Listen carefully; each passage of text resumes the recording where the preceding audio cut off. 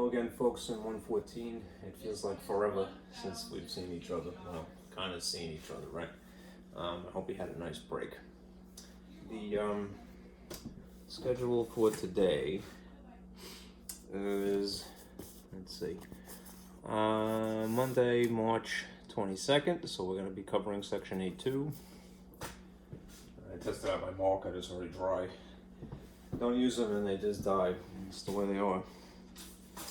It's been a week, right?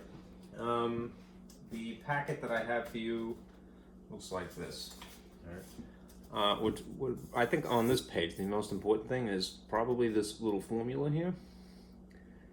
Some of the measures of interior angles. This is just more or less a description of different types of triangles and some examples, right, to illustrate the formula. I'm going to draw you my own diagrams, of course, but this is just in case maybe you find this better than my own explanation. All right, that's fine. I'm going to have one of these because there's some terminology, and then we'll do a few of the examples that I swiped from the textbook. Okay, so if you're going to follow along, you print those out. All right, and I'll get started here. Let's see. All right. Let's get that out of the way. Move this over. Alright, we are in the subject of polygons. Let's see if that erases. Well enough. Okay. So here's an overview. And the types of polygons, we'll get into the formal definition later, are these types. All right, which we are pretty much all familiar with anyway, but I'll write them in a different color.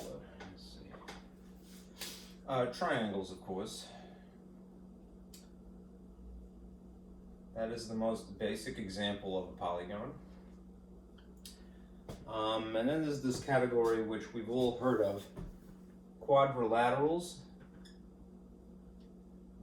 which, if we take the time to actually have sort of subcategories. All right, I'll come back to that. All right. Then there are pentagons.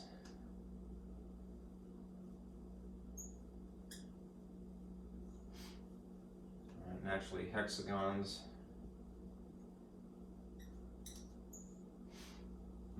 Septa or hepta, depends on who you talk to. This book is using hepta.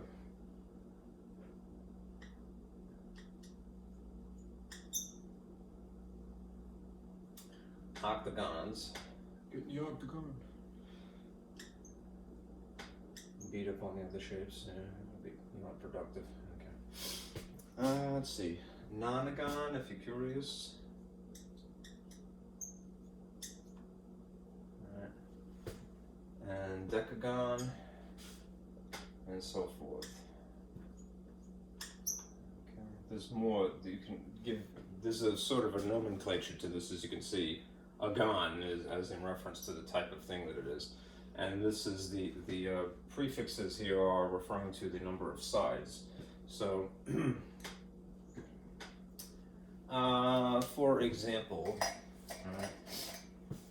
triangle, of course, has 3 sides. Right? Quadrilaterals have 4 sides, and that would be the one that basically deviates from the nomenclature, I suppose.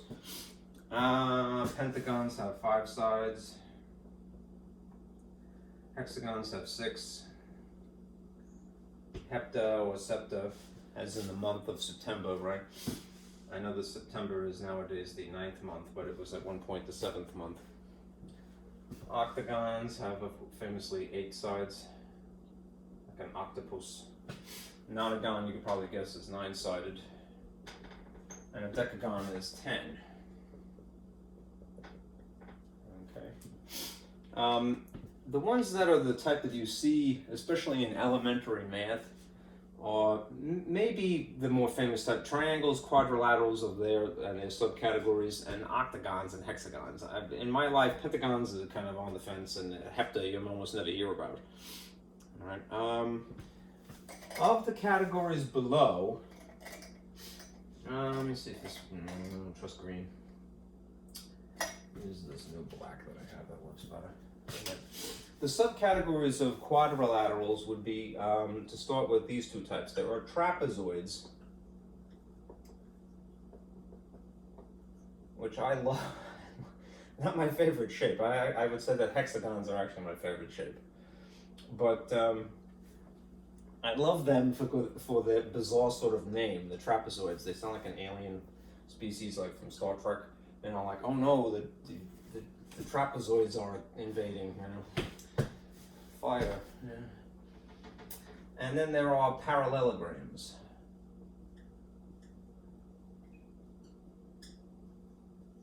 Parallelogram. Okay. There used to be a candy years ago called Caramello. So whenever I think of that, I always think of parallelogram. There used to be a song, actually. A lot of commercials that were candy always had some kind of a jingle. Caramello. Parallelogram. Okay. Let me give you just a bit of a description here. Quadrilaterals in general are obviously four-sided. When it comes to these subcategories, deciding whether something qualifies as a trapezoid versus a parallelogram, here's, I think, the best way to summarize that. I'll use green. Hopefully this will cooperate. A trapezoid, by definition, has one pair, this is fading out, of parallel sides. And if this is too faint to actually read, I will ditch this green marker and get another one. Okay, let's see this again. All right, trapezoids have one pair, that's better, I think, of, understand that this is the abbreviation for parallel, of parallel sides. Only one pair. All right. That's what makes a trapezoid. All right. Parallelograms, on the other hand, have two pairs. Right. A pair by itself is involving two things naturally. So when I say two pairs, I mean it. Right? There's a first pair and then a second pair. Okay. So two pairs of parallel sides. This is how you tell the difference, or how you make a distinction between one and the other. All right. Of parallelograms, there are further still subcategories. I'm working myself into a corner here. Barrier would be a better way of saying it. But let me do this. All right. The subcategories of parallelograms would be, firstly, rectangles.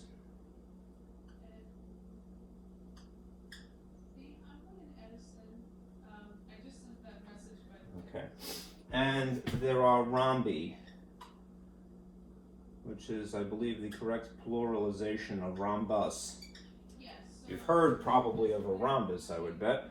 All right. And a rhombus looks suspiciously like a square, but it isn't exactly a square. Right? Now, before I even get to squares, because that's an interesting thing here, let me give you something of a description in reference to rectangles and rhombi. I know I'm sadly not drawing you many actual shapes here, but let me just start with this sort of definitions, if you will. What qualifies something as being a rectangle per se? Right? Well, here's the train of thought.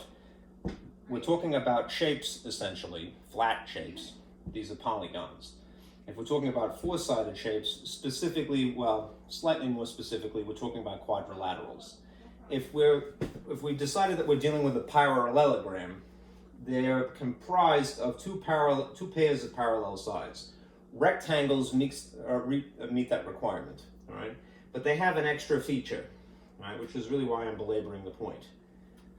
In terms of the angles, never mind the sides for a moment, rectangles have, and I'll put it over here, 4 right angles, in addition to those other qualifications. Okay. So 4-sided polygon with 2 pairs of parallel sides and 4 right angles, that makes you have a rectangle. All right. Then there's rhombi. Rhombuses, if you like, I suppose, right? The definition of a rhombus is that it is, first of all, a polygon, it's a quadrilateral, it has two pairs of parallel sides, but its qualification further still is it has four equal sides. Now you might think immediately, and I would sympathize, well, doesn't that make it a square? And the answer to that is not necessarily, all right? Because, and I'll have to erase this stuff up here now.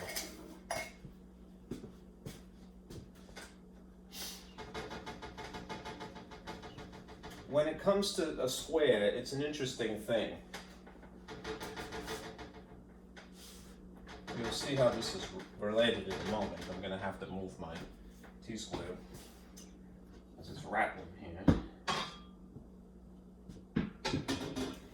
Here is firstly a trapezoid. It has only one pair of parallel sides, so I'll indicate that by putting these little arrows in between.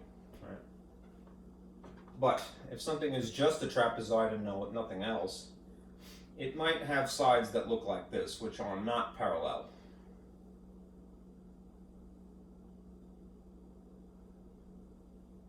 So this is a trapezoid. If you have a parallelogram has two pairs of parallel sides. So you might have parallel sides running this way and parallel sides running this way. All right, that's a parallelogram. If you have a rhombus, right, a rhombus would be this, just shrunken. Two pairs of parallel sides,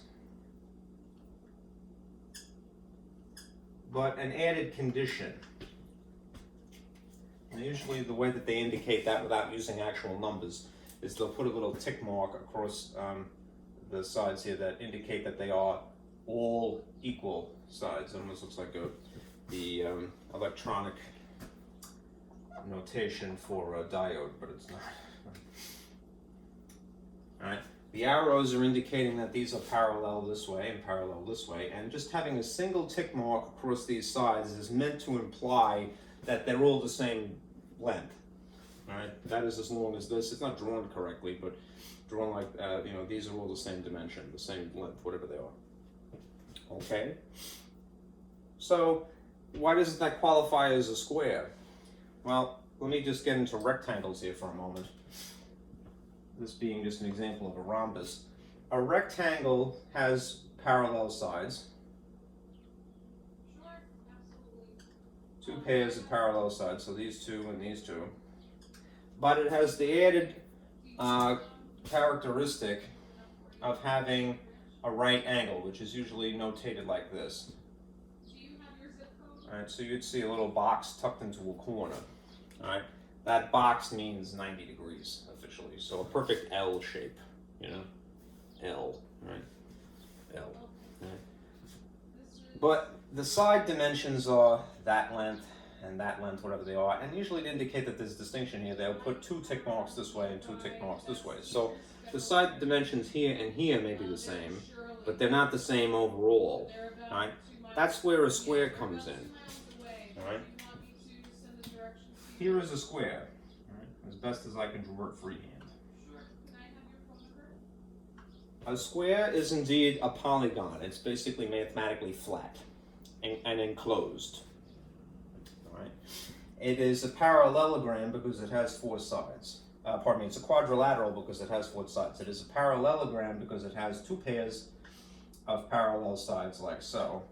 And it also qualifies as a rectangle.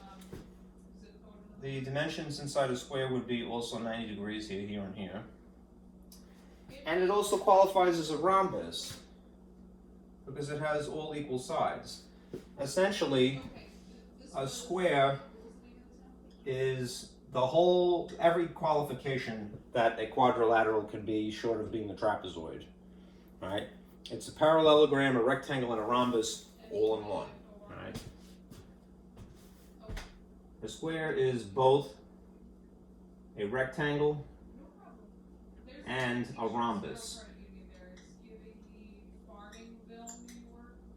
Right? If the definition of a rhombus is merely that it's a parallelogram with 4 equal sides, no mention of its angles, then a square can be thought of as being a highly specific version of a rhombus, right? It could also be thought of as, more likely would be thought of as a highly specific example of a rectangle, right?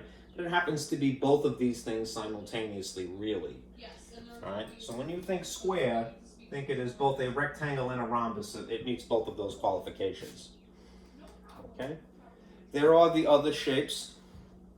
All right, as I mentioned, pentagons have 5 sides, hexagons have 6, and so forth. All right, they're not immediately important. All right, and we're going to come back to triangles in a moment. What I think I should do is just kind of add some terminology here while I can. So you could obviously find this in your book if you need to. You don't need me. All right, but all right, beyond decagon. All right, this is basically where I left off. Decagon. This is terrible. All right. As in 10 sides. The next one would be naturally an 11-sided shape. And then your book kind of gives up after 12 in terms of its consistency. And it goes right to 20. Right?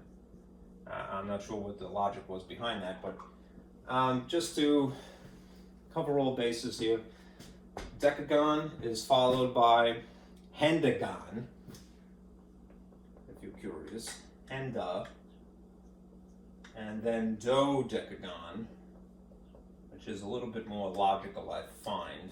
You know, to me, if I were sticking with a consistent nomenclature, this sounds somewhat like Latin, maybe a little Greek even. Deca is 10, all right, and do is 2, right? So 2 after 10 would be dodeca is 12. That's logical. But henda, I'm not sure what the root of henda is.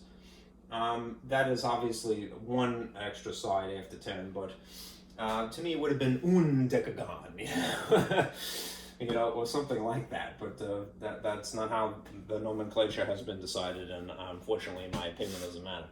Anyhow, the 20-sided shape, Icosagon, I believe is how it is pronounced, but I will at least spell it. All right, pronunciation is potentially debatable. All right. But Icosagon, it would be Icosagon. That's a 20-sided polygon. Okay? All right.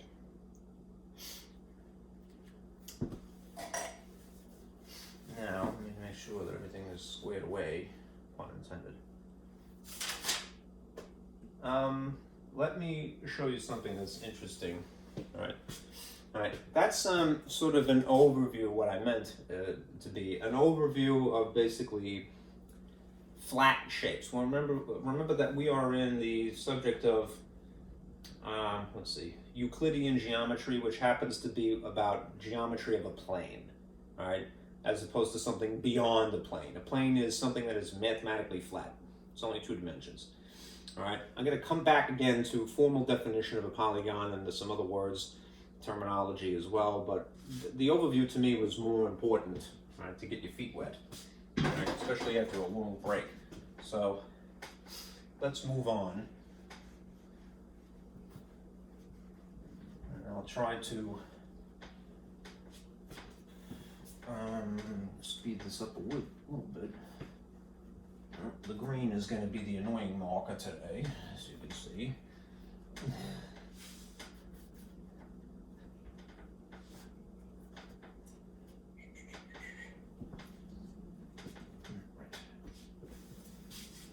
All right. What is interesting, all right, we had been talking about previously angle relationships. All right, so let me draw a little diagram here. Before the break, what we have been talking about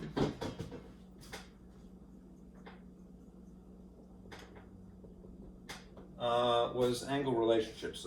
When you have, say, for example, 2 parallel lines.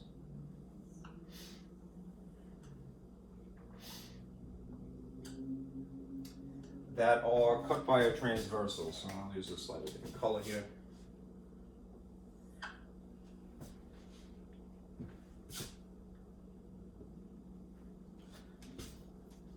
These are, let me just label them. The condition of two parallel lines being cut by one transversal.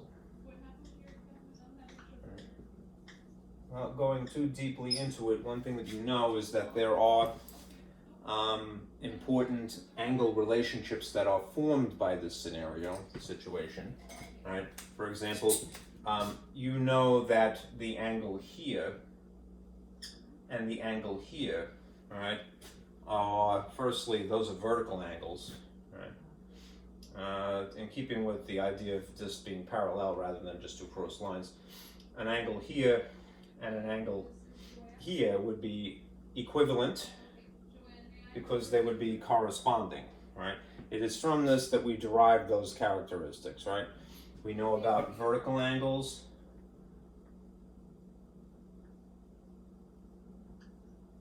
That sort of predates the parallel, actually. Alternate interior, alternate exterior, all right, and corresponding.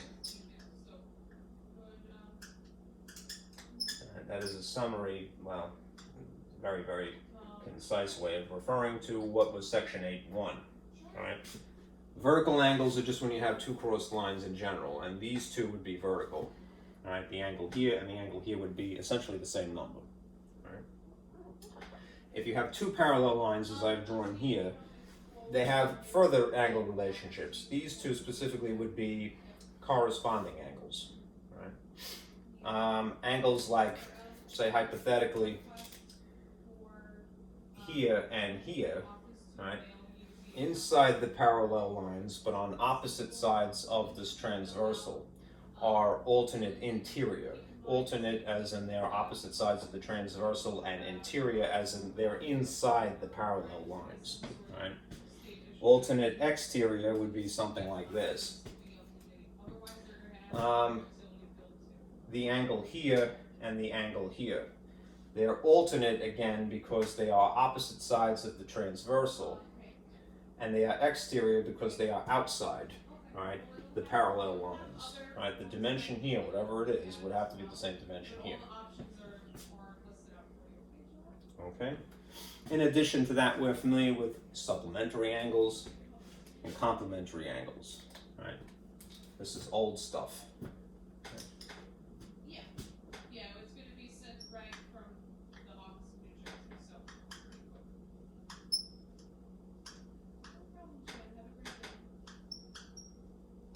Supplementary angles are those which add up to 180 degrees total, right? The reason why I'm bringing this up is that now, to derive a formula, or how a formula could be derived, it would be the situation taken one step further. Imagine you have the same parallel lines, right, and transversal. I'll just move it over here. Just to keep this out of trouble. A second transversal running off in a different direction here. These are still parallel. Right. In this situation, what we would have is something like this. Two parallel lines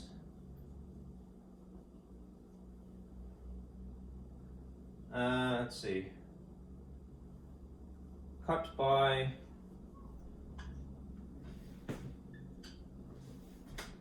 two transversals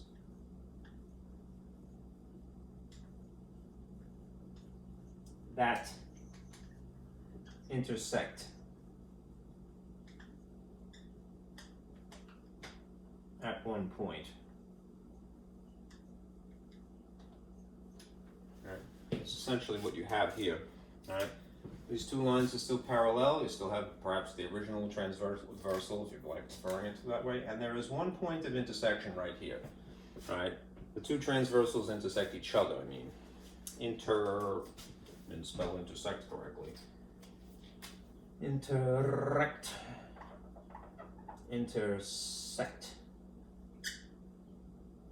Sorry. Okay. As you can see how basically this train of thought is evolving, right? There's the original concept, two parallel lines and one transversal, and now you have two parallel lines and two transversals. Just so happens that they cross here. What shape do you notice immediately? Right? Well, what is basically forming here is a triangle, right? A polygon, the most basic type of polygon,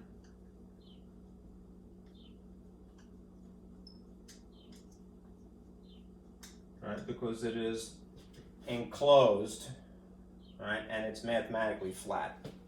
It's enclosed by three line segments, right? And it's flat, right?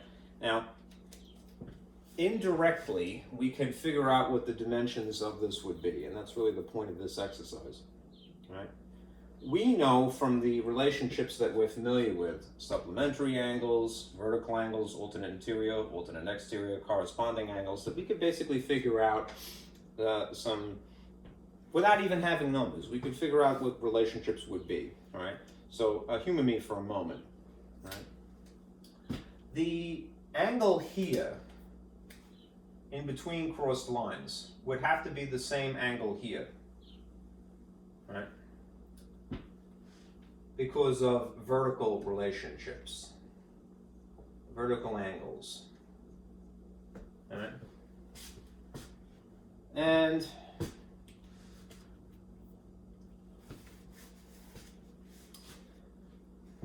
the angle here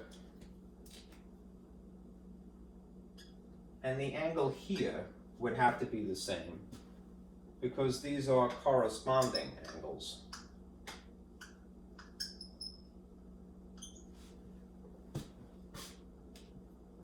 And similarly, the angle here and the angle here would have to be the same because they are also corresponding angles. Right. So if we knew the dimensions of this, we would know the dimension here.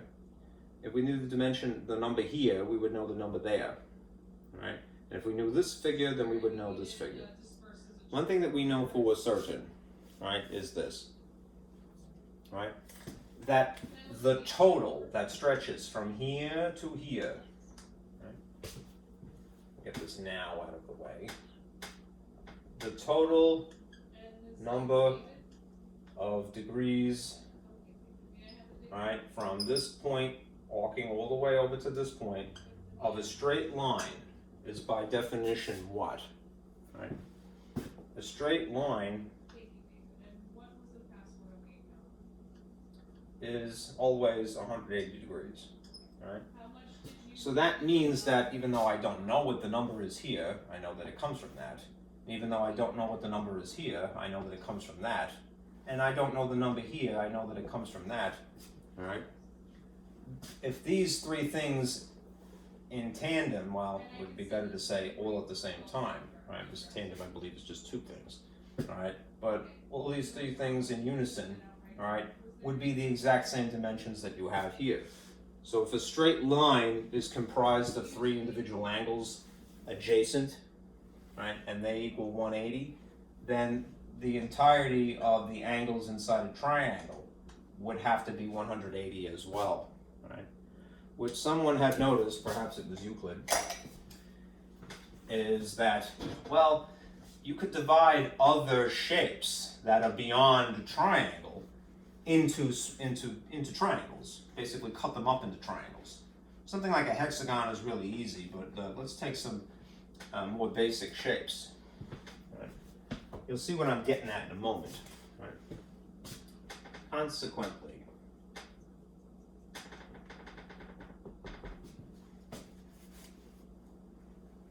if you had a trapezoid again, or some, this is just a parallelogram. Pardon me, this is just a quadrilateral.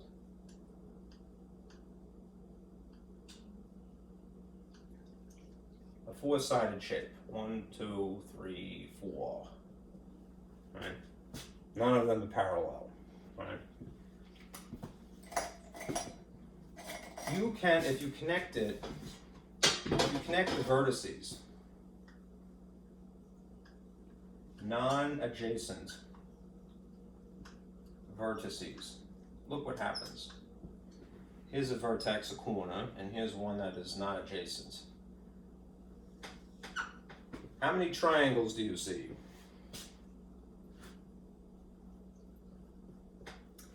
There are now 2 triangles, right? There's this one, and there's this one. Well, what does that mean in terms of the angles? One triangle we have observed is no matter what, whether these transversals are very narrow in respect of this dimension or very wide apart, all right?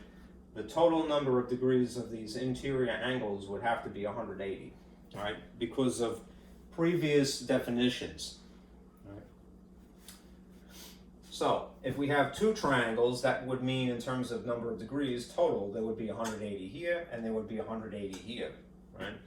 So how many would there be total? What's 180 plus 180? 360, right? If you took a pentagon, a nice free-floating pentagon, and did the same thing with it, all right?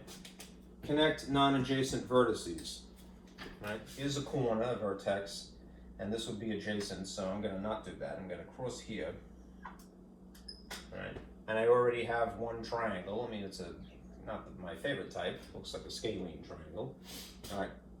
I can do the same thing, all right? Let's take this one that's left over now and cross it again. These 2 would be adjacent to it, so we'll use non-adjacent, right? And you'll see how many triangles do you have in this case? Right? 1, 2, 3, right? Which means what, right? What's 180 plus 180 plus 180 in terms of its total interior angles, though? Right?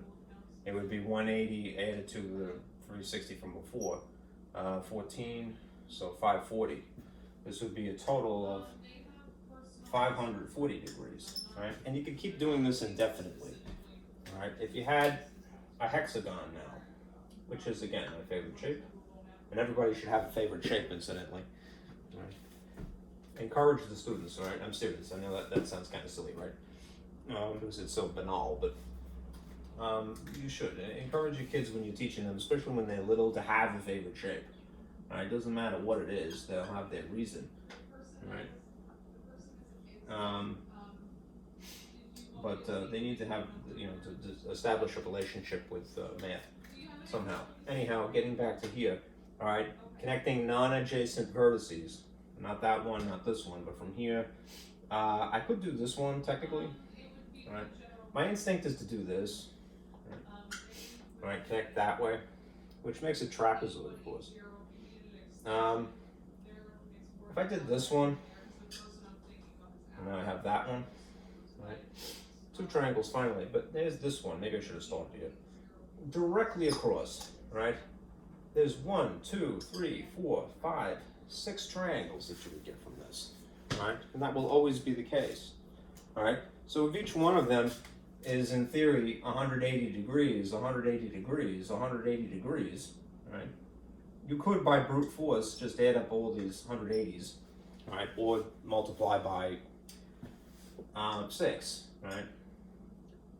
0, is that 48? Carry the 4. 1080 would be the total number of interior angles. At least it should be.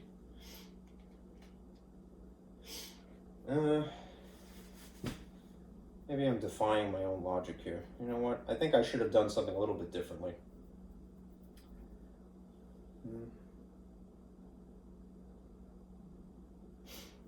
Yeah, I think I would do one thing different. let's say that I don't cross these lines.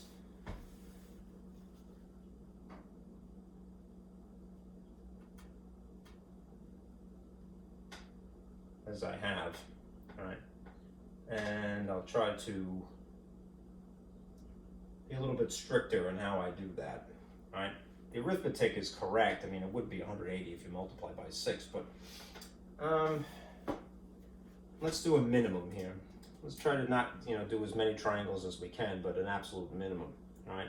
If you went right across the center, and I'm gonna not cross lines in this case, don't cross the streams, right? Then you might have that and that, say for example. And then you have the bare minimum, which would be 3, right? So 1, 2, 3, 4 triangles, right? This will be a smaller number of dimensions then. So 180 this way, 180 this way, 180 and 180. What's the difference between this and before? I crossed the lines, through rather than met at one point here. All right, as I had in these other cases, I just want to meet one point. All right, so the total interior angles would be 180, 180, 180, 180, which is 180 times 4. 0, 32, carry 3, 720 would be in this case, right? All right, what someone had noticed, again, I failed to recognize, perhaps Euclid, all right, is that, well, depending, like I'm just brute force adding up the interior angles. It just so happens that there's a relationship between the number of sides, right, and the total number of interior angles, right? So for a triangle, it's three-sided shapes will produce 180 degrees total. We already know that. All right, four-sided shapes, quadrilaterals, regardless of what type, will produce 360, right? A pentagon, 540, right? And a hexagon, the minimum, again, I should have not crossed my lines, would actually be 720. This formula is invaluable, all right? You don't have to do this exercise of crossing, of connecting non-adjacent vertices like you have, all right, to figure it out, to produce, the bare minimum number of triangles. Instead, you could go to this formula, all right? So we're going to use that, okay? N is the number of sides minus 2, all right? Just very briefly here. How many sides does a quadrilateral have? 1, 2, 3, 4. So if I were to use the formula instead of this sort of brute force method here, I can calculate the total number of interior angles.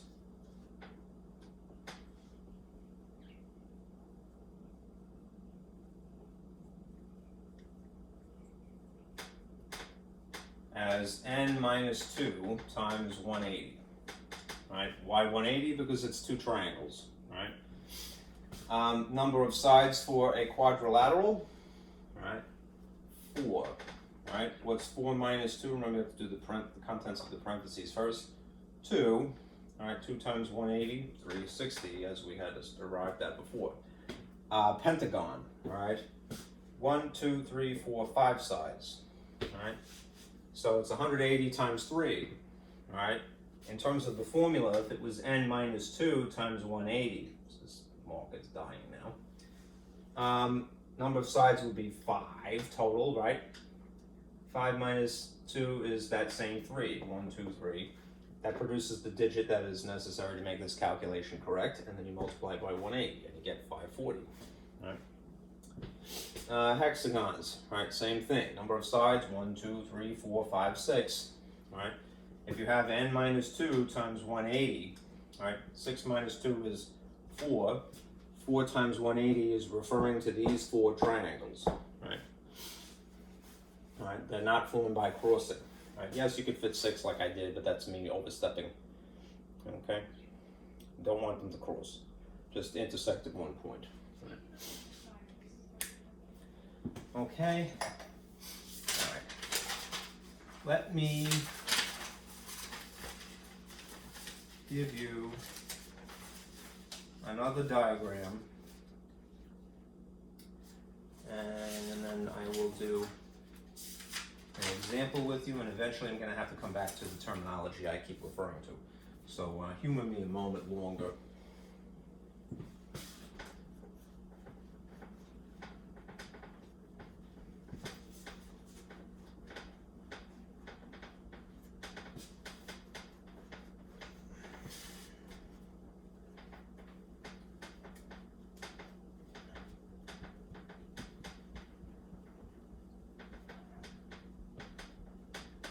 Okay, here is what I have been sort of holding my breath to do.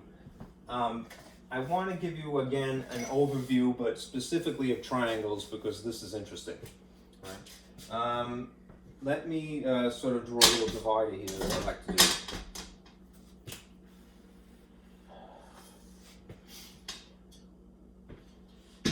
Right. An overview of triangles. Okay, you can define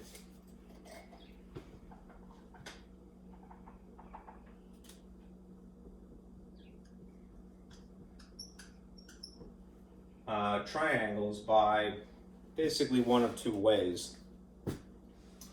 You can define them according to their angles,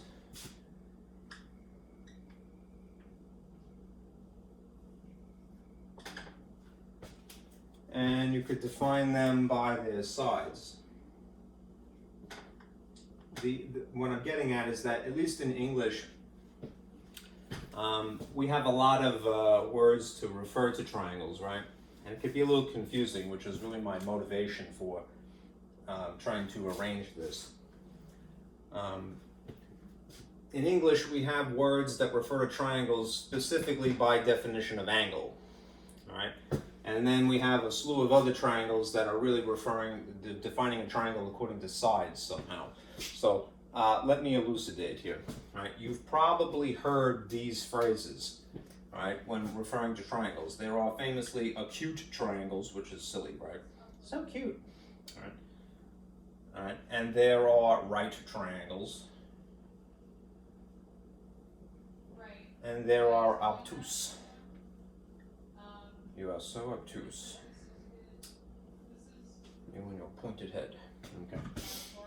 And then there's these other phrases you've probably heard as well. There is, first of all, equilateral. I think that account, he explained it to me, is that's the only thing on the account that will.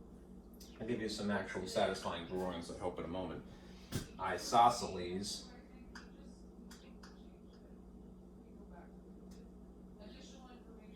And scalene.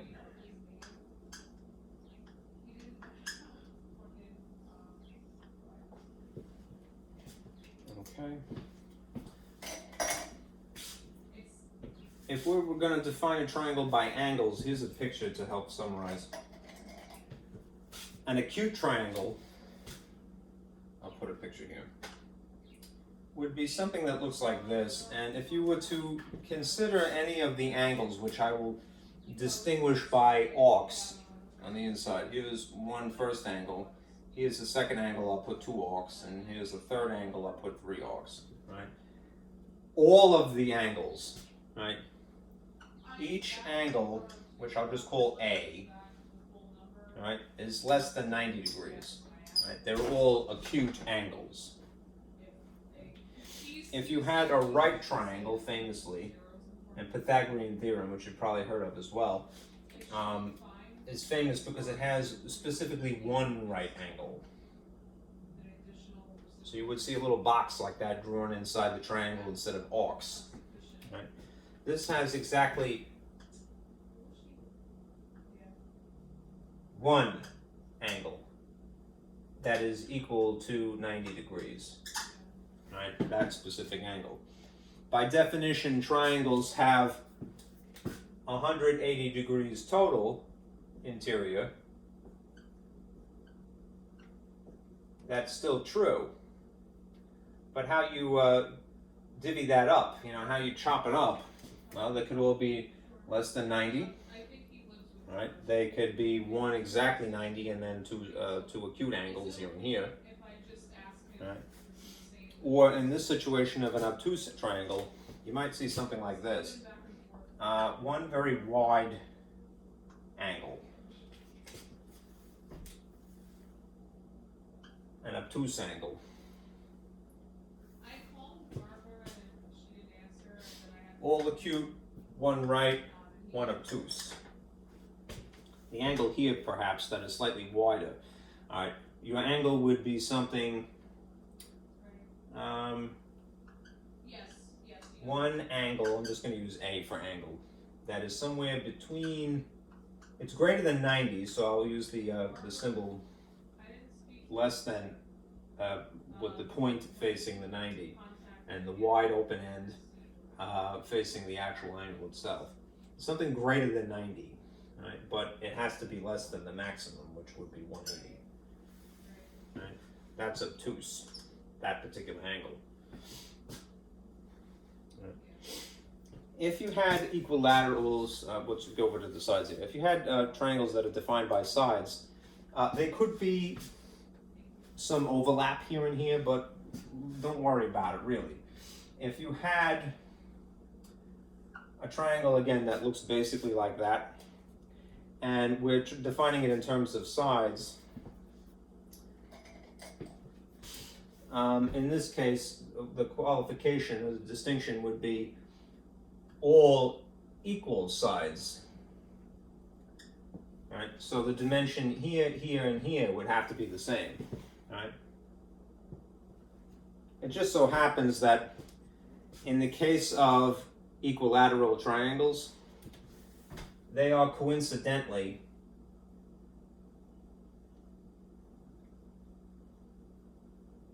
equiangular.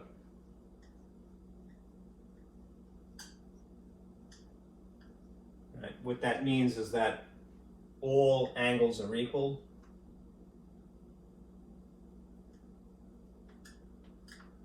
And they'd probably all be 60. Right? So in other words, the angle here, here, and here is probably 60 degrees, 60 degrees, 60 degrees. They're all acute, so an equilateral triangle would, by definition, also be an acute triangle. All right. But if you're just defining it in terms of its sides, there's an English word for that. Right? Equilateral.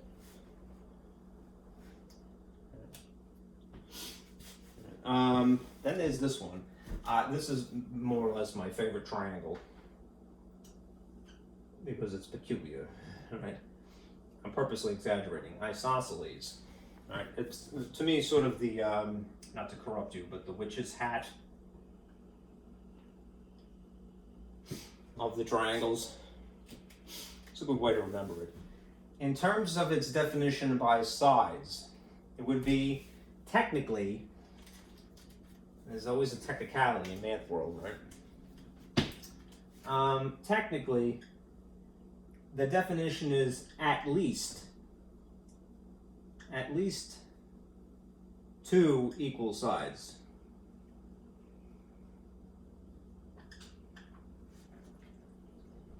Which means it's usually this one and this one, you know? And then there's another one here, another side that's not equal. Right?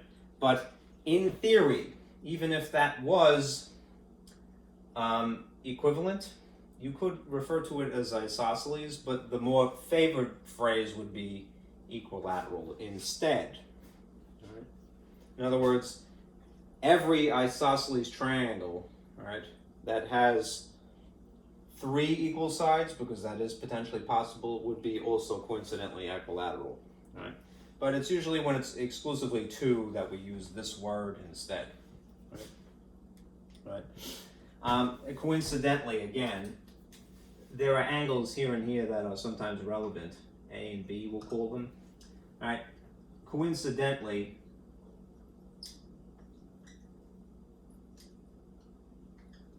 right, angle A would be equal to angle B. These are called base angles.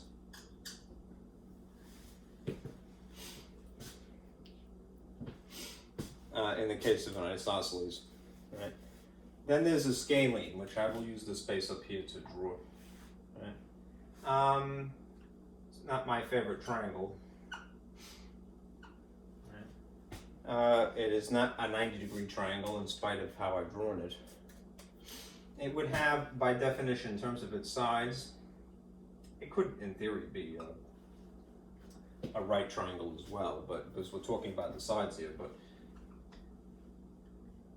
it would have 3 distinct sides. Right.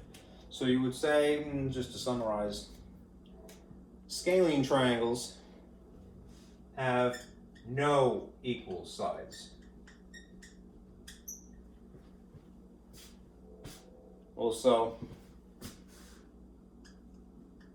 no equal angles. You measure the interior angles. Okay. So in theory, if you analyze the angles, here and here, they'll be distinct.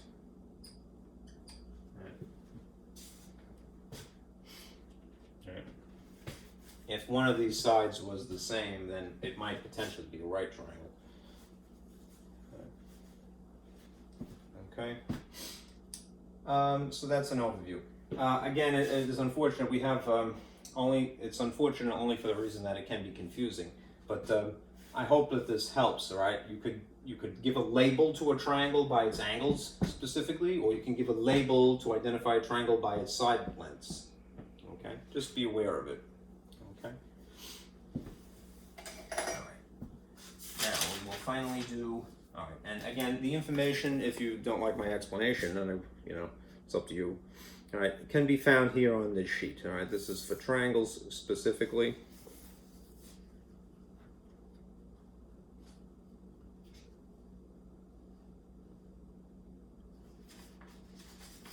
And then there's some information again about trapezoids and other quadrilaterals here. All right, it's the same information that I gave you.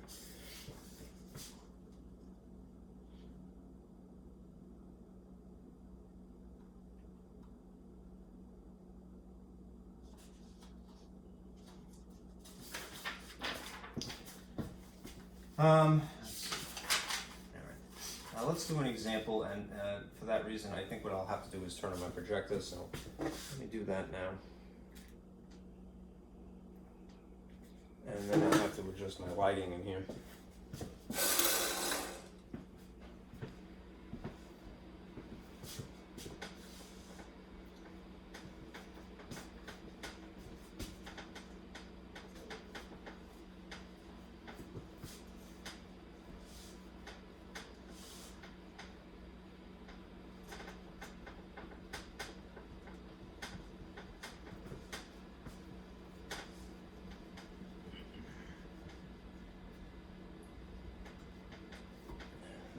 I always neglect to do that.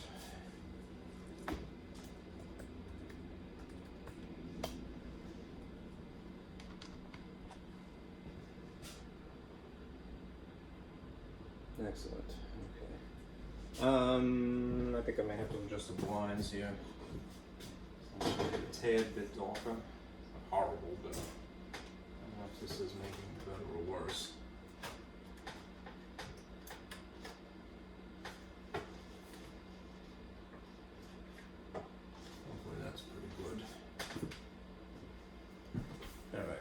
Let's take a look at some of these examples here.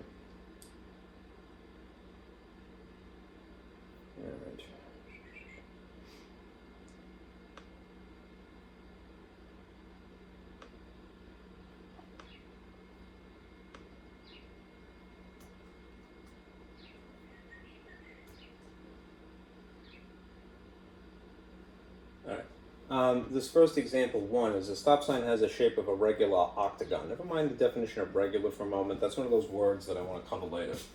A regular octagon, it tells you, is an 8-sided figure with all sides having the same length and all interior angles having the same angle.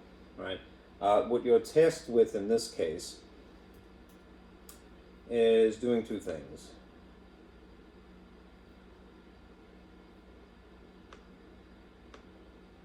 Part A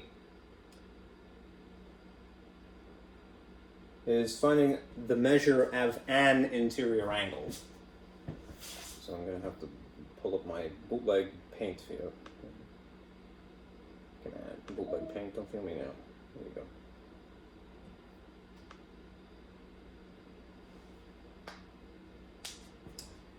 Now close this door.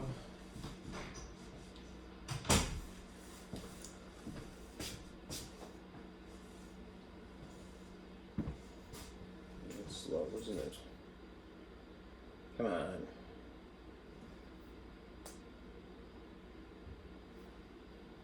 Yeah, that's fine.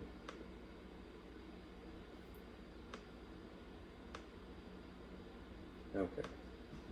Alright, so part A here is we're going to find the measure of an interior angle, right? We have a formula, right, that we've established which says that the total interior angles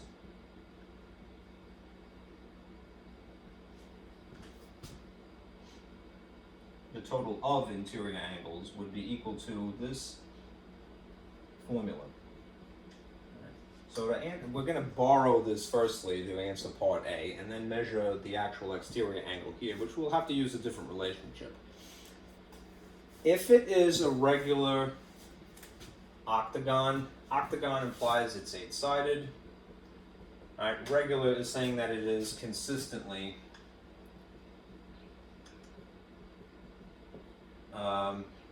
equilateral and equiangular. Alright, which means that the interior angles here would be the same here, here, here, here, here, here, and here. Alright. So, number of sides, 1, 2, 3, 4, 5, 6, 7, 8. We would put an 8 here in the formula. Alright. 8 minus 2 would be 6.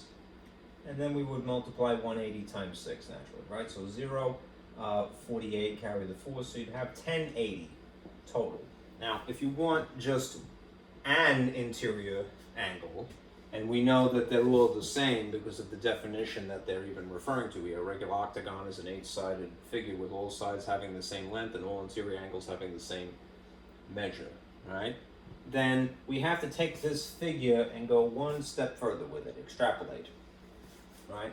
How many interior angles are there total? Right. And the stop sign's octagon here. Well, I'll count them. There's one interior angle, there's 2, 3, 4, 5, 6, 7, 8. Right? So what would we have to do with this number to get an interior angle? Divide by 8. That is independent of this. We're just arriving at the total to get this number, 1080.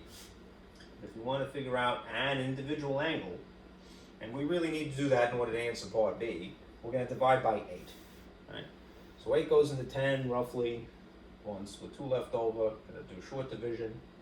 8 goes into 28 roughly 3 times, which is 24. Right? And the difference of 28 and 24 is 4. And then 8 goes into 40 exactly 5 times, right? So that angle here is 135 degrees. The angle here would also be 135, and that one, and that one, and that one, and so forth, all the way around. We need to know that information, right? An individual angle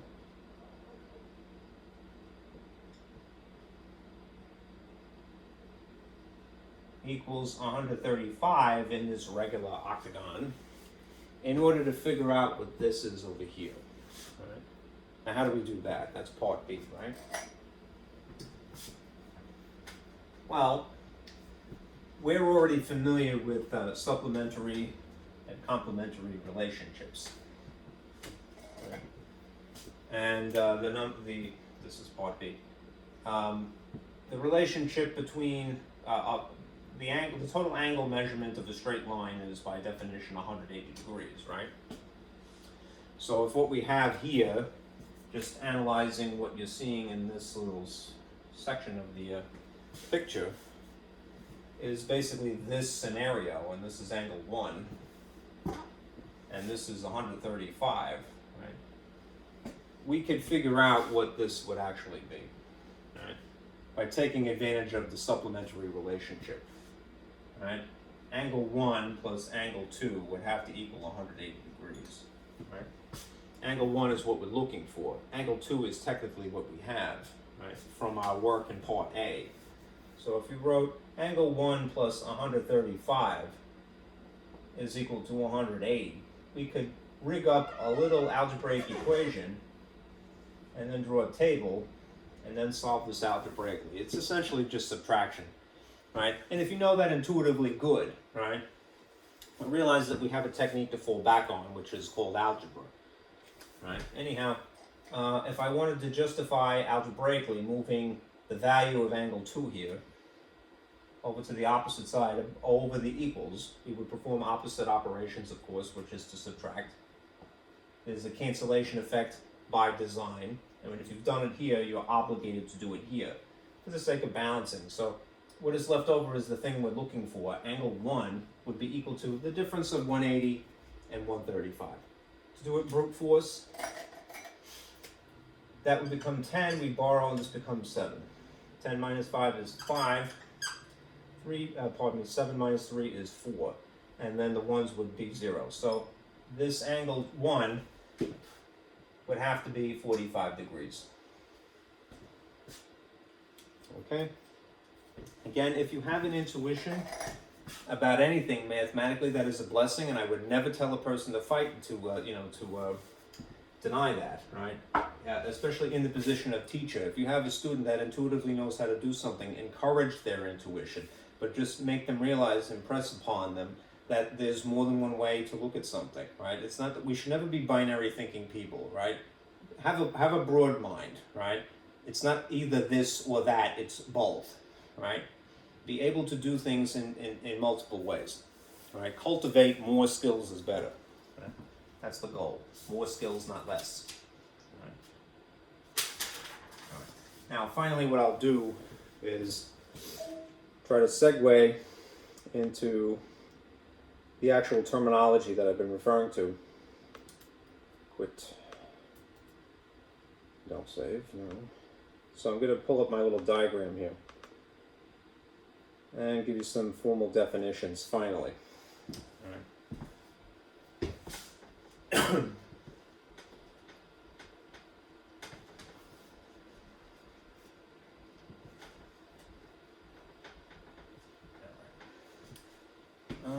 Let's see if that is a little bit too far away.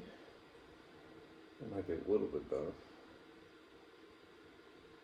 Okay, I think I could fit that. All right. What is good to know? All right. We have been talking about polygons, right? All right, and I just vaguely referred to them before as mathematically flat shapes, and that is correct. All right. Or just to say shapes. All right. Usually, you can get away with it by saying that. All right. If I'm going to write a slightly nicer explanation of that, let me do that now. All right, a polygon is a closed figure in a plane, right? And if this is too faint, I promise I will darken it. All right, we are again in Euclidean geometry. Euclid being a person, of course. All right, Euclidean geometry is the subject of basically figures within a plane. Right, a plane is a flat, mathematically flat surface. So I would just add my own little thing here. If something is a closed figure in a plane, that implies that it is two-dimensional, right? And mathematically flat.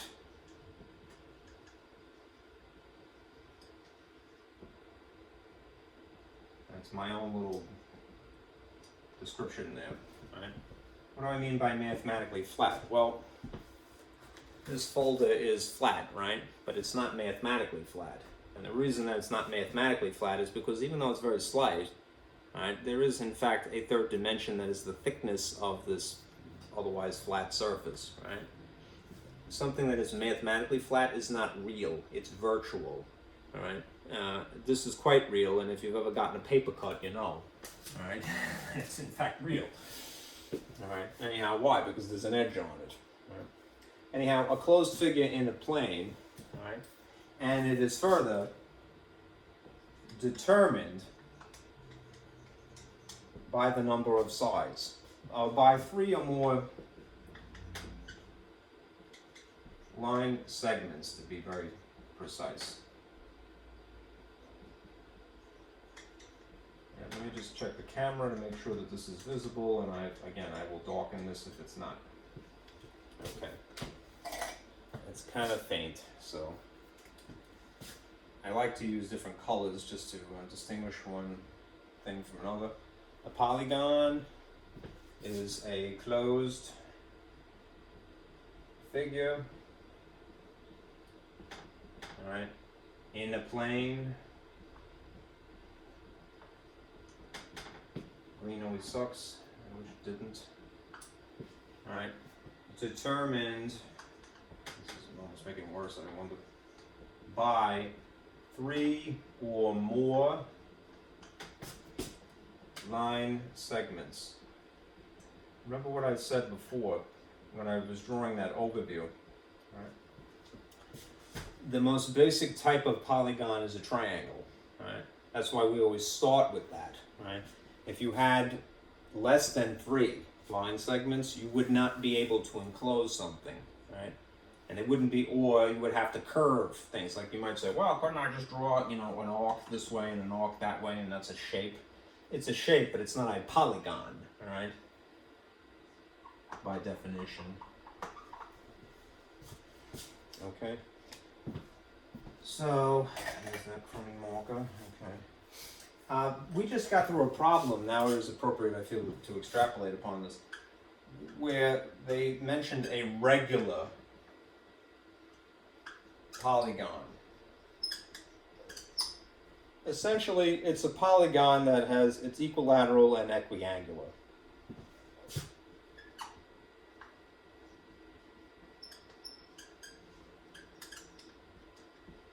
Those two conditions, equilateral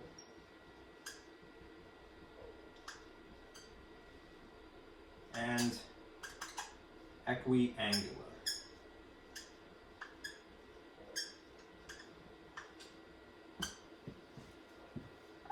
What is equilateral referring to? This is done. If something is equilateral, that means that they're all the same sides. Right, all equal sides.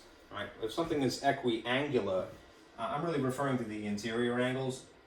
All right, all equal interior angles. All right. So if you're meeting basically both of these conditions and you're already established as being a polygon, then you're a regular polygon. Basically, it is a nice shape, like a nice octagon, not a botchaloop looking octagon.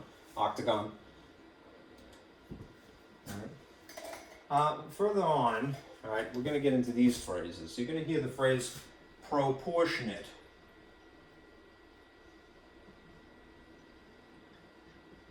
All right. That'll be increasingly important.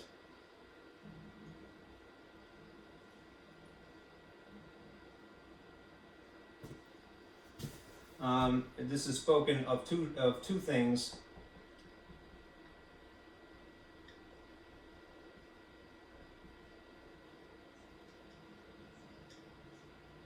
That are the same shape, but one is larger or smaller.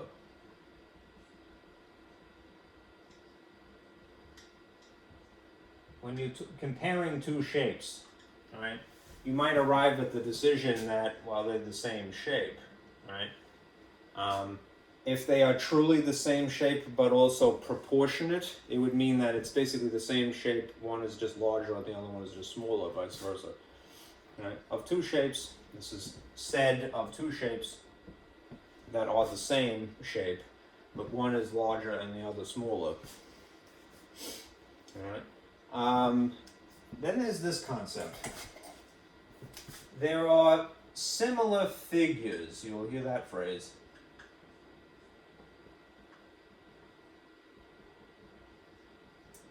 And there's a symbol for that finally. This is the mathematical symbol. It looks like sort of like an about equals, but it's just one squiggle rather than two. Of similarity, right? Similar figures are said to have corresponding angles and corresponding sides.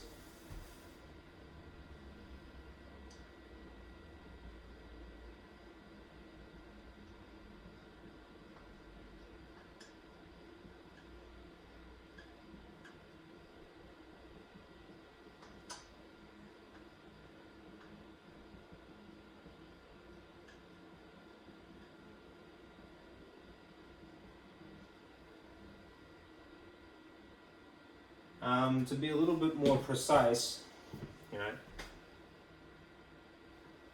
basically the angles equal, the corresponding angles equal, but the sides are only proportionate.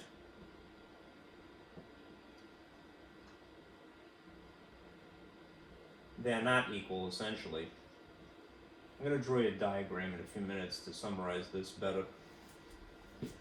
They have similar figures, have corresponding angles and corresponding sides. The corresponding angles will be equal, but the sides are proportionate only. Right. If you have, on the other hand, a slightly stricter condition, and you have congruent figures,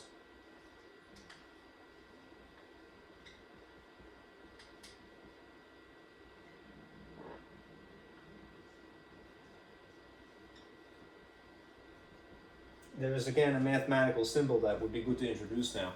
It is an equals with the one squiggle above it. That is when both conditions are rigidly conformed to. Right? They have corresponding angles and corresponding sides also. It's stricter than similarity.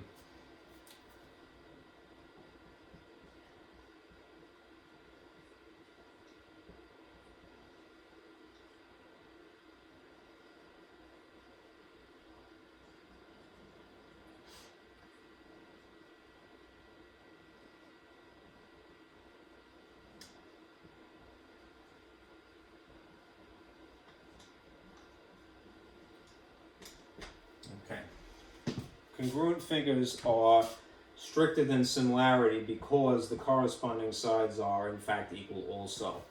Right? So it has corresponding sides that are equal and essentially corresponding angles that are equal. Both conditions.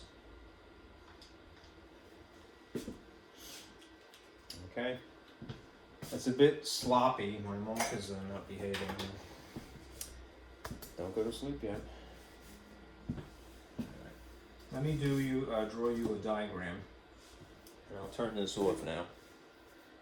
To sort of elucidate this point, emphasize. And I'll pull the curtain back in, and open up some doors here. See if I can get some light going there. There's a bit of a pain neck.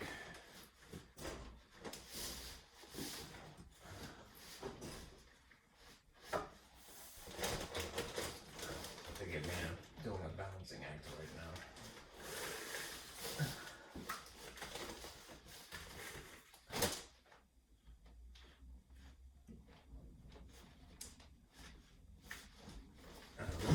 Annoying, forgive me. It's because my blinds are being pressed by my window insulation. I'm not even going to bother. Forget it.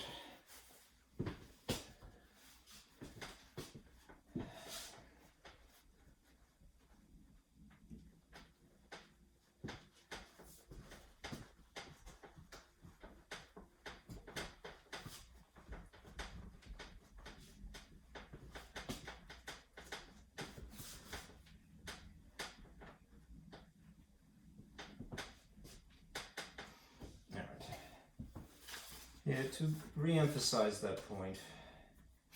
All right, let's discuss similar figures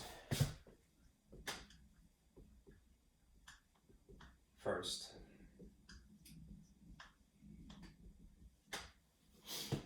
All right, suppose you had a triangle that looks something like this, and then immediately next to it you have another triangle, just similar looking at the bare minimum, but it's evidently smaller.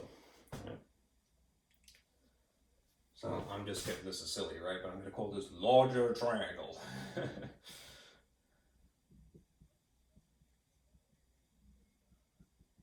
And this will be smaller.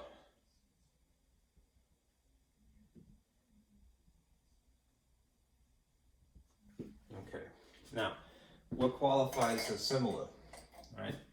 If I give these the vertices some names, labels, I'm going to call this A, B, and C.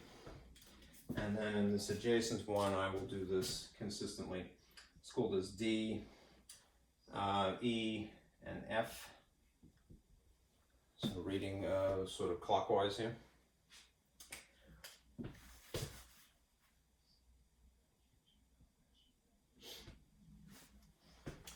What would be corresponding? All right. The line segment that is from A to B, right?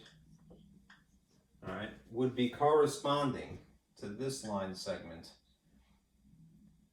E to D, D to E. I'm going to put the letters in that arrangement. These are corresponding sides. Right. And similarly, the line segment that is forming this side here, DF, all right, and this one here, AC, right, these would be corresponding. Right. In theory, this one CB and EF and so forth.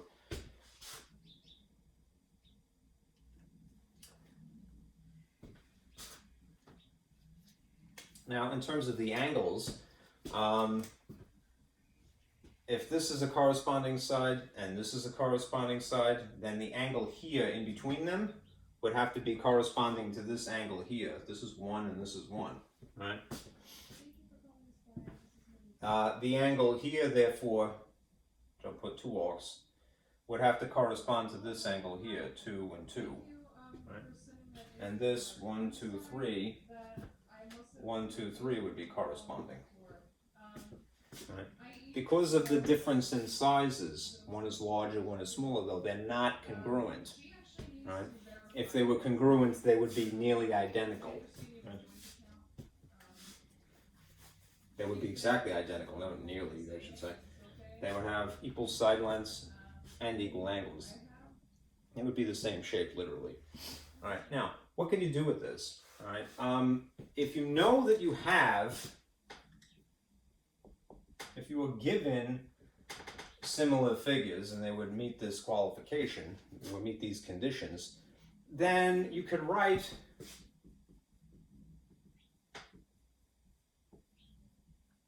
proportion equations.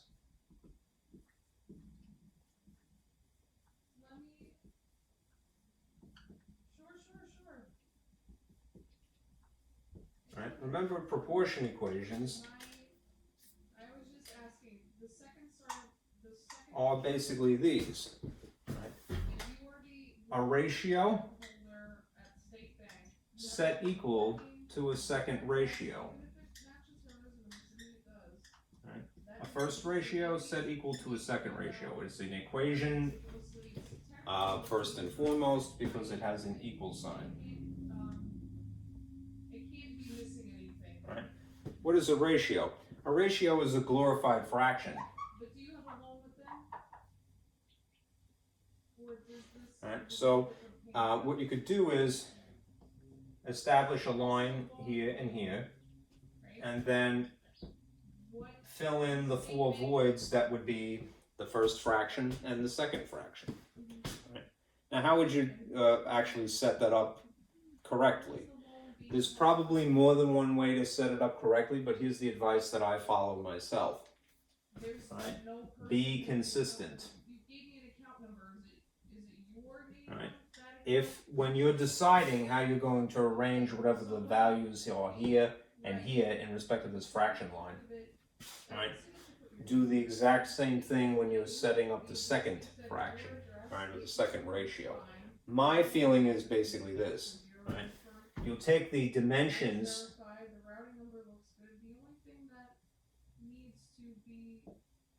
from a first triangle and then set them equal to the dimensions from a second triangle. I understand what you mean. There were the confusion here, but it's my apology. Okay, I'll give you an example in a moment. In this particular case, since I bothered to label the triangles with these vertices A, B, C, and D, E, F, right, what I could do is essentially this. Borrow this sort of model here for a proportion.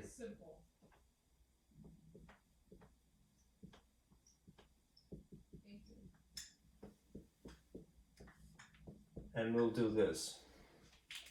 All right. The dimensions from the first triangle will be on this side of the equals, and the dimensions from the second triangle will be on this side of the equals. Okay, so if in fact these are similar figures, then this first dimension would be AB. All right, so I will just simply write that here.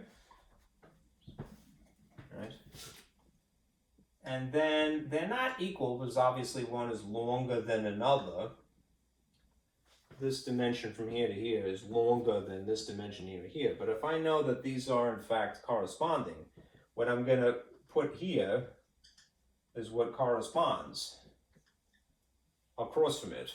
Right? So the labeling here is DE. Right? DE. Right? So now, let me use the other dimension. I could use BC if I want, but I'm going to stick with this because I've only labeled it as such. All right, this dimension AC corresponds with this dimension DF, right? One is larger than the other, all right, but this came from the first triangle, the larger one, so I'm going to stick with the labeling of AC, all right, and then use the labeling here as FD, or DF, doesn't matter. Now you might notice that, well, these are line segments, right? That's true. And line segments normally would have, you know, something like this above them, right? With that shape there. You don't have to worry about the notation because we're just setting up a proportion equation. Right? What I'm alluding to is from a couple of weeks ago.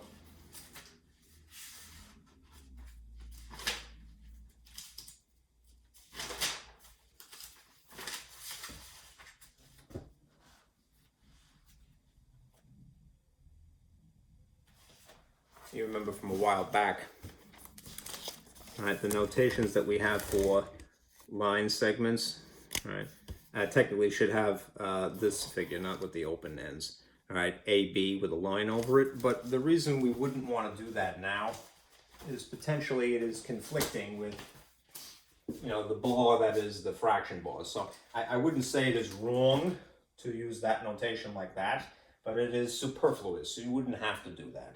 Right, so don't do that. Right? It only makes things less clear if you do that in this instance. Okay? Now, if it's an equation, what do you do with equations? You solve equations. How do you solve proportion equations? Proportion equations are cool because they have a consistent way to solve them. Right? To solve proportion equations, you cross multiply.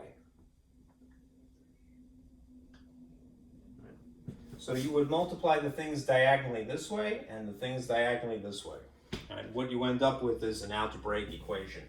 This produces, right, an algebraic equation. All right, we'll do an example. Okay, the key to this, again, there might be more than one way to rig up the individual fractions here, but whatever you've decided, once you decide how you're going to arrange the parts, be consistent, right? Do the exact same thing to the opposite side of equals, right? That's the key to algebra, right? Whatever you do to one side of equals, do the exact same thing to the opposite side, and everything is fair and square.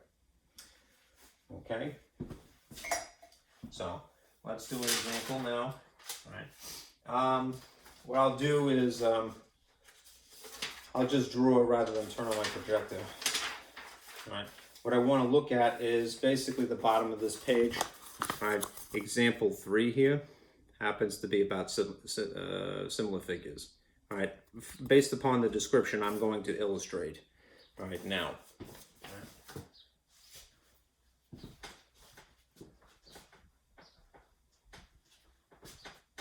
That's a funny way to spell solve.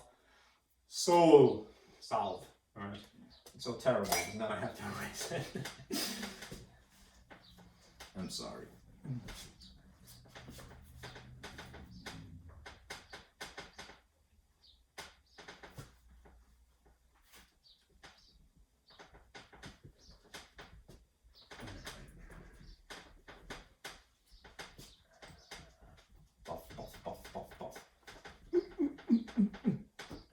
Sip of water, please.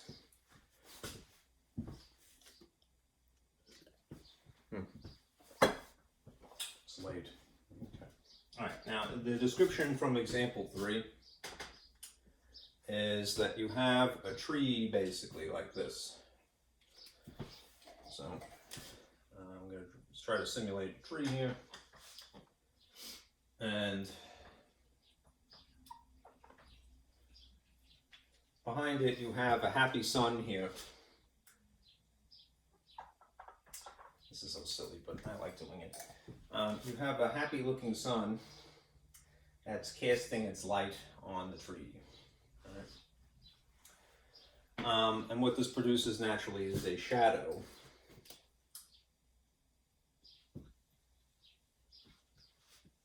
Like so. So let's call this the shadow of a tree. And then if I can imagine, if I just drew this a little bit better, it would be great.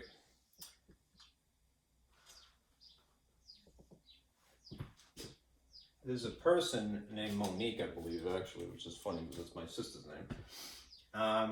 A person standing here, like so, a happy person, all right, who also is in the path of this the sunlight here that is casting a shadow. So you can envision another right triangle like this. And draw a right triangle here and a right triangle here. All right.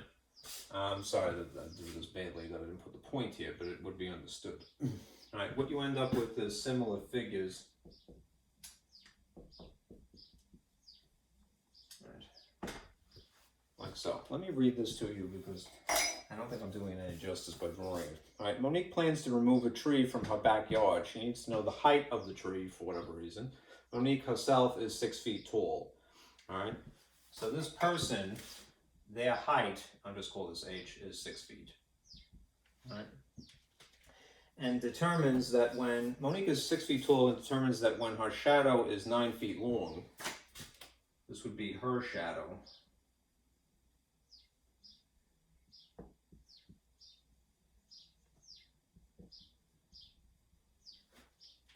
Right. The shadow of the tree at the exact same time, as from here to here, they just happen to overlap. The shadow of the tree is equal to 45 feet. Right. How tall is the tree is the question. The height of the tree is in fact unknown. But overcomplicating it here, you have all the information you need. You know the height of this person, and you know their shadow length. You simultaneously know the shadow length of the tree, but you don't know the height of the tree, right? So look what you have. You have basically 4 parts, all right? And you're told from the instruction using similar figures that these are in fact similar figures. So therefore, if you have similar figures, write a proportion equation.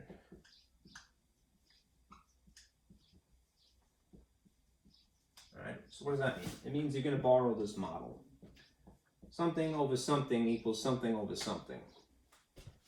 A ratio set equal to a second ratio. The only thing that I would be, again, is encourage you to be very consistent. When you decide how you're going to arrange what is sitting above the line, what is below the line on this side of equals, be consistent to do the same thing to the opposite side.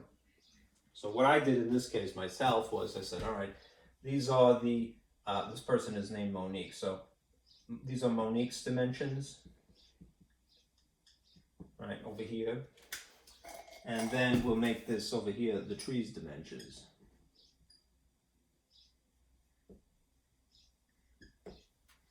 Okay. That's just to get you started. Now, we know the height of the person.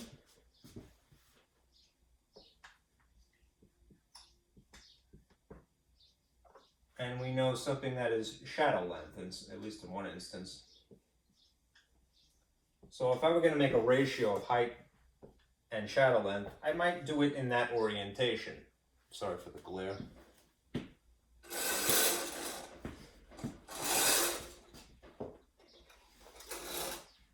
It's a little better.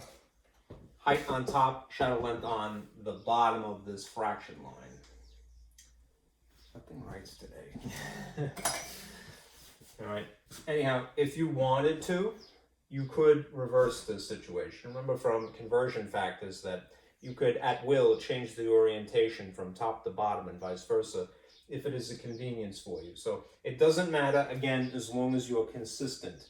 So I'm going to start with height, and then I'm going to put shadow length underneath it. So if I'm referring to Monique specifically, the figures are 6 and 9.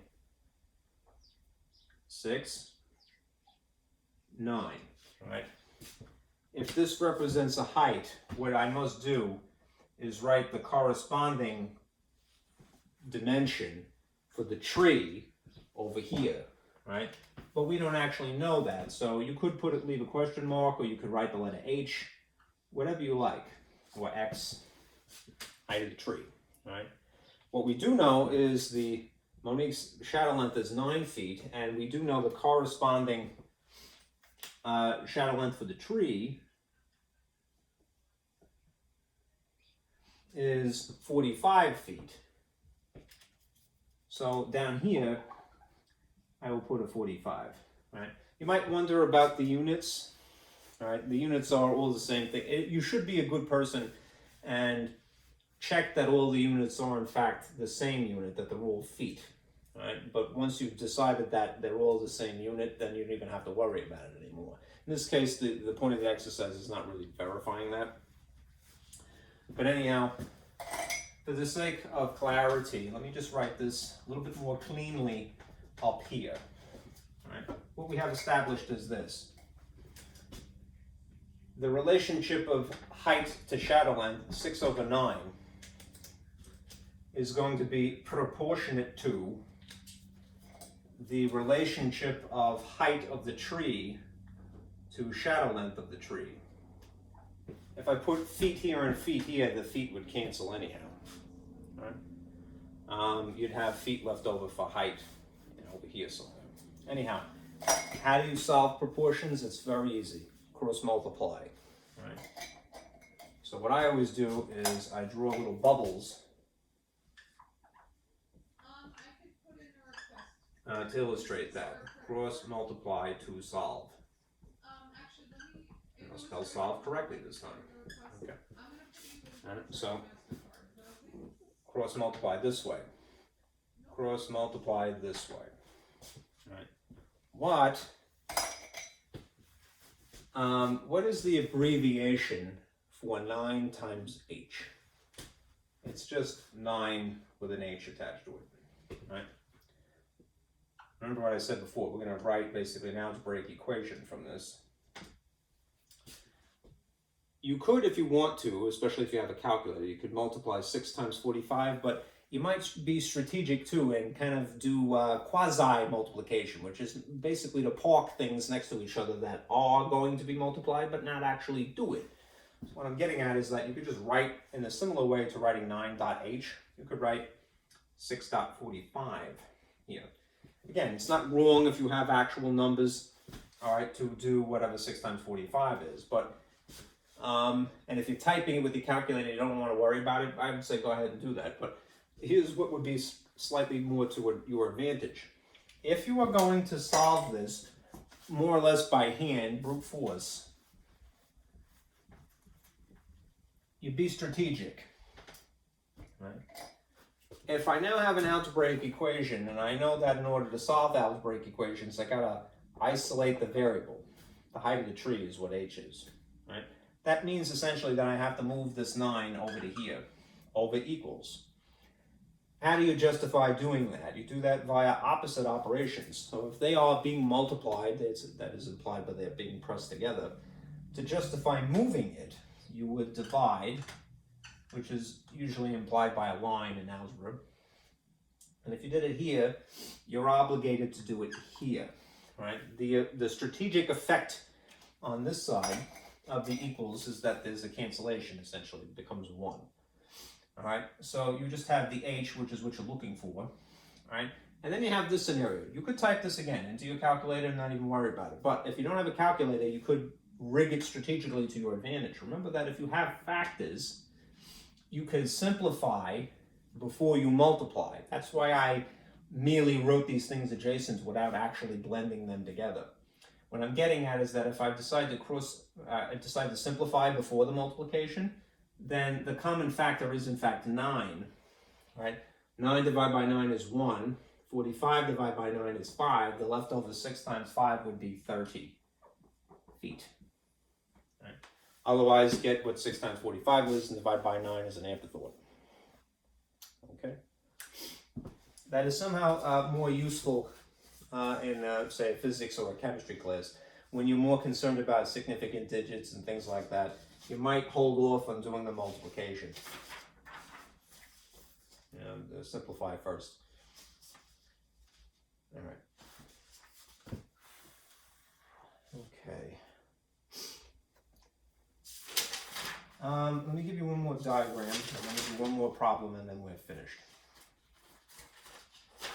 Okay.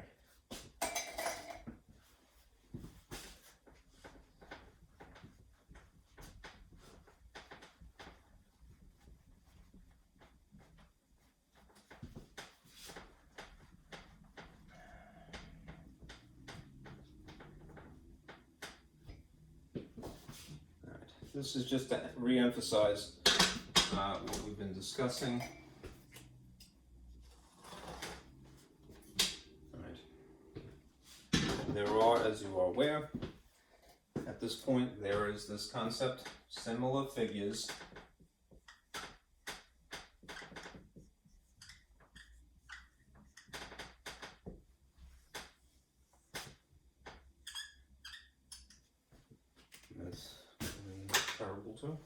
okay. And there are congruent figures.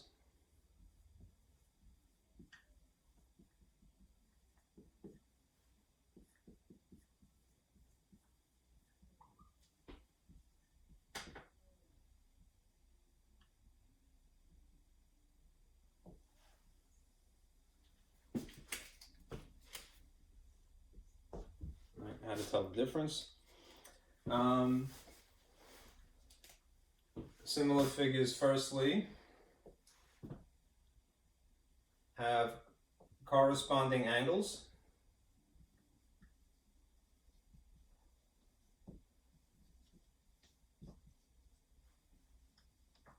Which means that they are equal. That are equal.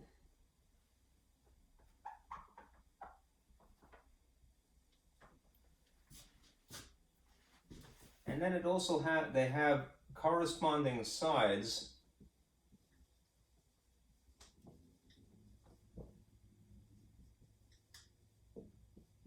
that are proportionate.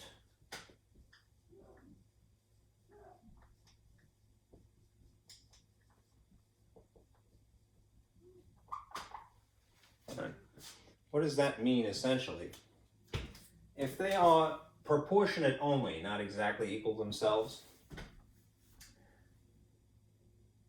that means that they are not the same size. They are not equal in length, right? But are larger or smaller by a consistent factor. Right? And the operative term there is consistent. Right? As long as, if you want to enlarge something or shrink something, you do it to all of the sides, not just one side, right? Then you have a proportionate figure, all right? That is a similar figure. All right, basically, corresponding sides that are only proportionate are not equal.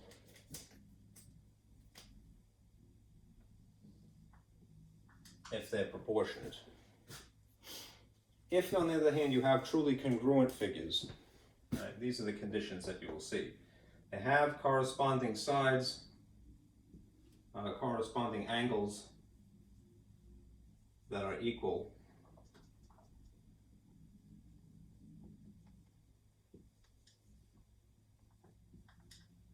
And they have corresponding sides that are equal.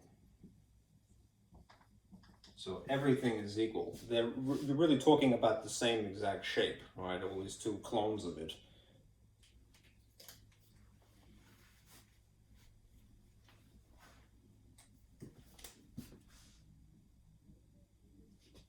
Also equal, right? Not merely proportionate. One could say that they're proportionate as well by a factor of 1, but that's pointless. You know, I should say it's superfluous. All right, so make that distinction, all right?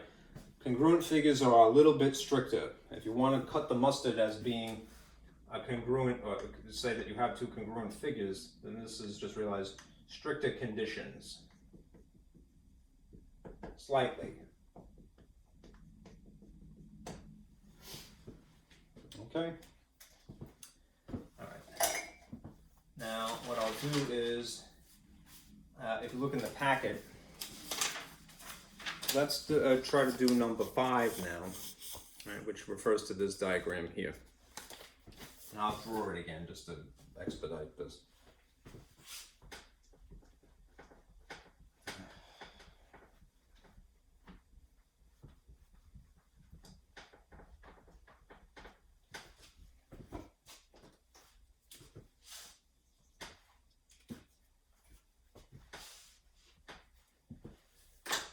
Both lousy.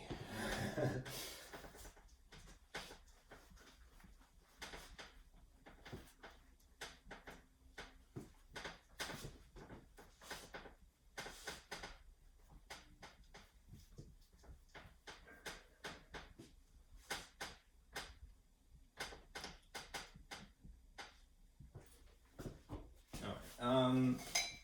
Let's tackle example 5. Example 5 has a diagram that looks like this. I wish I could draw a straight line to save my life. I can't. Right? Looks like a trapezoid, basically, with a little extra flair, if you will, here. And there are, this is how it looks. These labels, there's a segment E to D, and there's a vertex corner C, and there's a vertex corner B, and an A. All right, and this much information is given in the drawing. All right. The angle here is 130 degrees, and they're not really saying, they're just implying what the angle is here and here. And given that information, all right, what you are asked to find is the angle X here, which is an interior angle, and then a second angle here, which is an exterior angle, Y. Alright, so we're going to look for this and for that, alright, given just this information. Here's how you might go about that.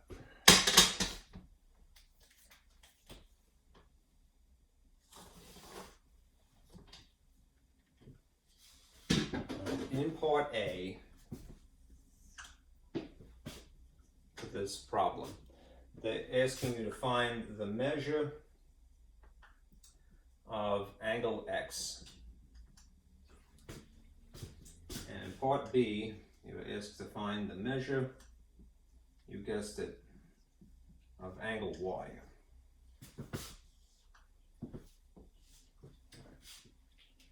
Now, let us start with this train of thought.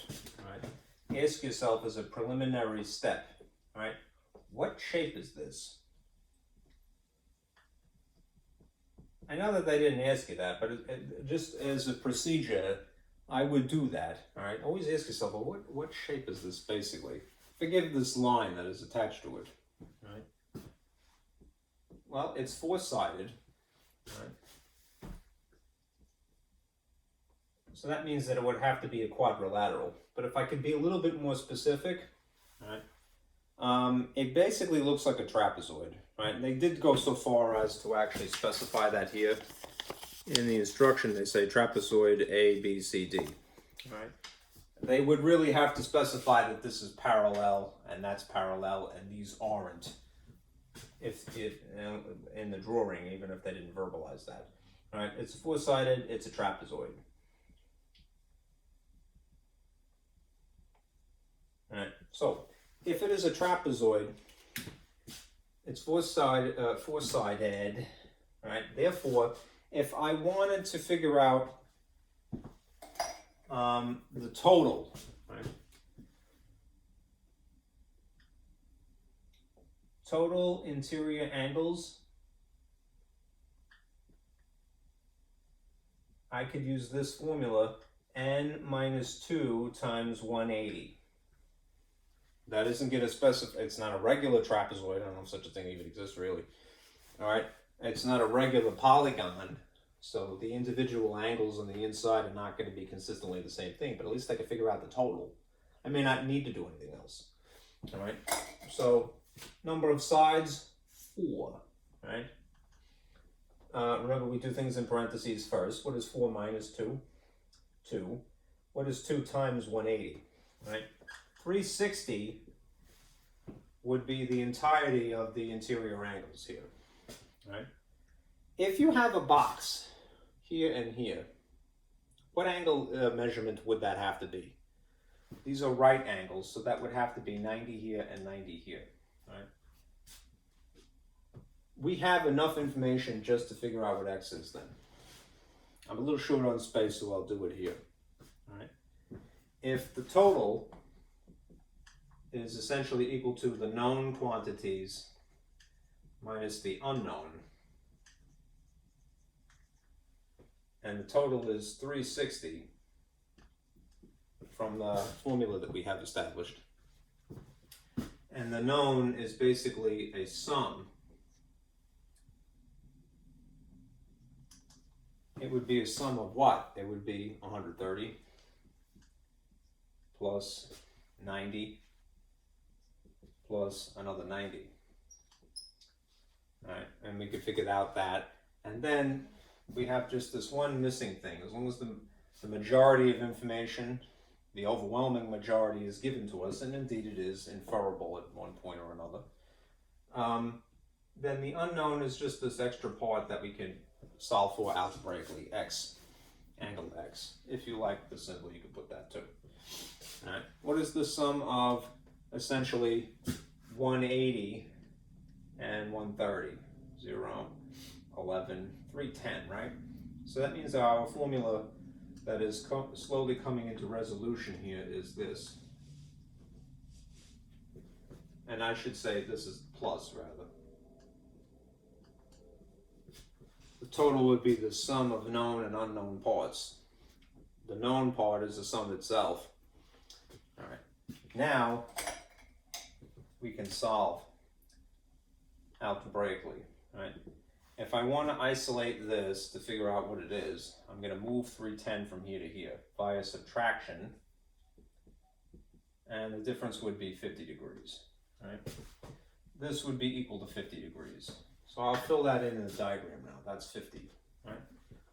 Now, if I answer part D, what is the relationship if I zero in on just this part of the picture here? This is 50.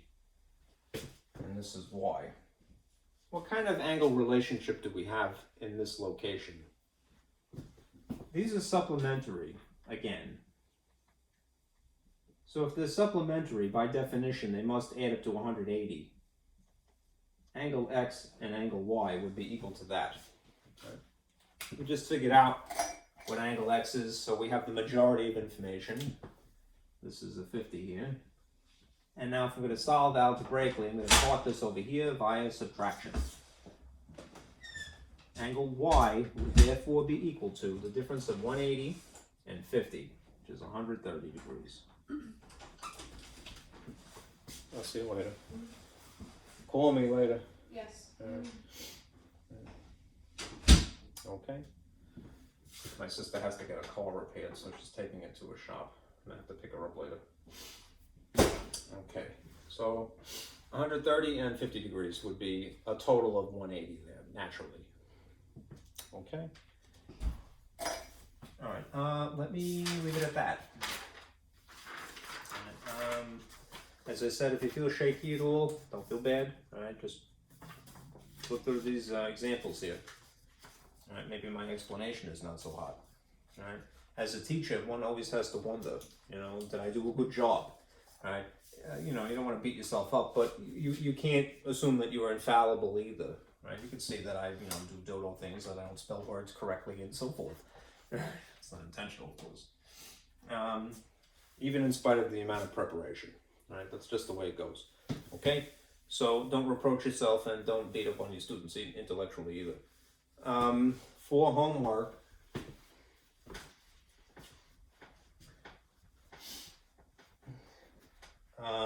you to be on basically right on target, you would want to naturally do section 8.2 in my lab. Okay. Later this week, I have to just submit midterm grades. It's not literal.